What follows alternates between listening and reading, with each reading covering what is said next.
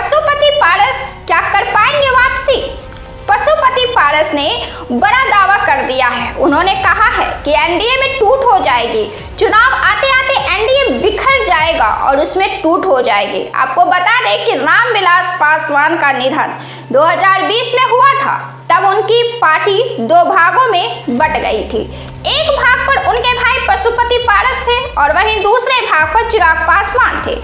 तब अपने 5 सांसदों के साथ पशुपति पारस एनडीए के साथ हो गए थे। 2019 में ही उनके 5 सांसद जीत गए थे। इसके बाद 5 सालों तक पशुपति पारस केंद्र में मंत्री रहे, मोदी कैबिनेट में मंत्री रहे और इस साल 5 और इन 5 साल में चिराग पासवान ने अपनी जमीन मजबूत की। हालांकि 2020 के चुनाव में चिराग पासवान की वजह से नीतीश कुमार को काफी नुकसान हुआ था।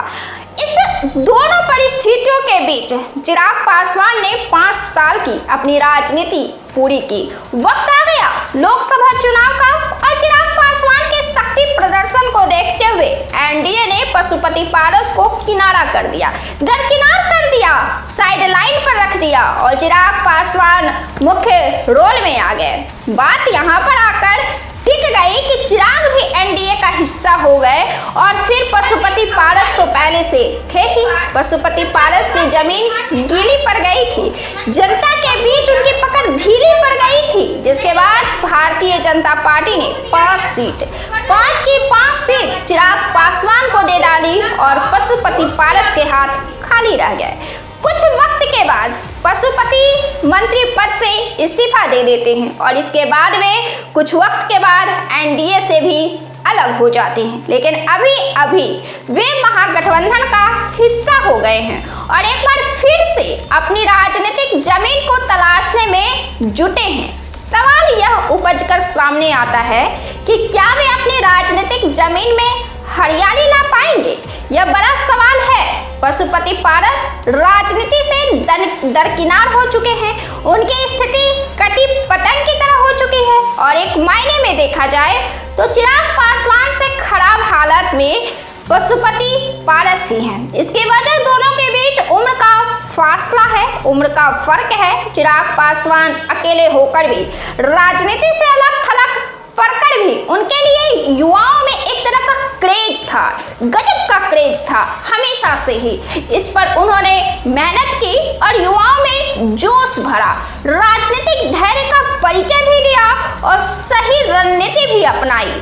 वोट बैंक के वजह से ही, जमीनी पकड़ के वजह से ही भाजपा ने चिराग पासवान को चुना और अपने पुराने सहयोगी 5 सांसद के साथ आए पशुपति पारस को दरकिनार कर दिया। पारस के पास वैसा कुछ भी नहीं है से वे राजनीति में फिर से खड़े हो सके। रामविलास पासवान की राजनीतिक विरासत के दावेदार पुत्र को ही माना जाता है। भारतीय संस्कृति यही है, इंडियन कल्चर यही है। भाई को तो माना जाता नहीं है विरासत का अधिकारी, पुत्र ही पिता के विरासत का अधिकारी होता है। उस स्थिति में रामविलास पासवान जीवित रहते हुए भले ही पशुपति पारस को अपने साथ रखा करते थे, लेकिन उनकी पार्टी के विरासत के तौर पर तो चिराग पासवान ही उनके अधिकारी हुए और दोनों के बीच इसी को लेकर के आपसी मतभेद हुए और दोनों पार्टियां टूट गई, 2 भागों में बट गई। चिराग पासवान को काफी मुश्किलों का सामना भी तब करना पड़ा था। इस स्थिति में उनके पास कोई मजबूत आधार भी नहीं है पशुपति पारस के पास। चिराग पासवान ने बार बार दोहराया कि उनके अपने ने पिता के जाने के बाद उनको रास्ते पर लाकर खड़ा कर दिया। इधर जनता में शिकायतें बढ़ती चली जा रही थी कि पशुपति पारस दिल्ली जाने के बाद कभी अपने गांव गली में जनता के बीच नजर आए नहीं। पति को महागठबंधन ने जगह दी है। अब सवाल है कि तेजस्वी यादव पशुपति पारस को कितनी सीटें देते हैं, यह सवाल है और इस पर मंथन चल रहा है। खुद पशुपति कितनी सीटों की डिमांड रखते हैं, क्योंकि महागठबंधन में कांग्रेस बड़ा दावेदार है और राहुल गांधी ने आकर शक्ति प्रदर्शन दिखा ही दिया है। वहीं मुकेश सहनी और लेफ्ट भी साथ में है और इसके बाद हेमंत सोरेन भी है और पशुपति का नंबर सबसे अंतिम में आता है। तो सवाल यह उठता है कि उनको कितनी सीटें दी जाएंगी, उनको कितना सीट मिलेगा। हालांकि सीटों का बंटवारा चुनाव नजदीक होने के समय ही हो पाता है। पशुपति पारस अपनी मौजूदा राजनीतिक स्थिति को भली भांति जान समझ रहे हैं और ऐसे हालात में वे अधिक सीट लेने पर नहीं हैं। सीटों को लेकर पशुपति पारस ने कहा है कि अधिक सीट लेना बुद्धिमानी नहीं है। आवश्यक यह है कि हमारे पास कितने जिताऊ उम्मीदवार हैं, हमारा संगठन कितना मजबूत है और कितना जनाधार है, यह मायने करता है। अधिक सीट लेना कोई बुद्धिमानी नहीं है, लेकिन अधिक सीट जीतना बुद्धिमानी है, अर्थात कि कम सीट लेकर अधिक सीट जीतना बुद्धिमानी है।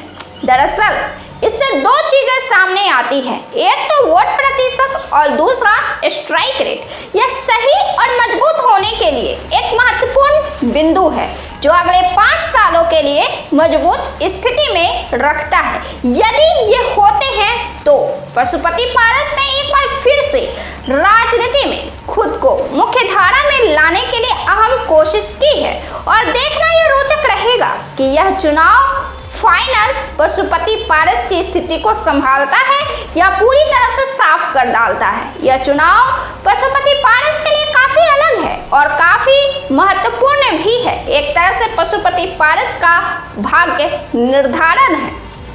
इस वीडियो में इतना ही। अगर आपने हमारे चैनल को सब्सक्राइब नहीं किया है तो सब्सक्राइब करें, वीडियो को लाइक करें और कमेंट कर बताएं आपको हमारा वीडियो कैसा लगा। बहुत बहुत धन्यवाद।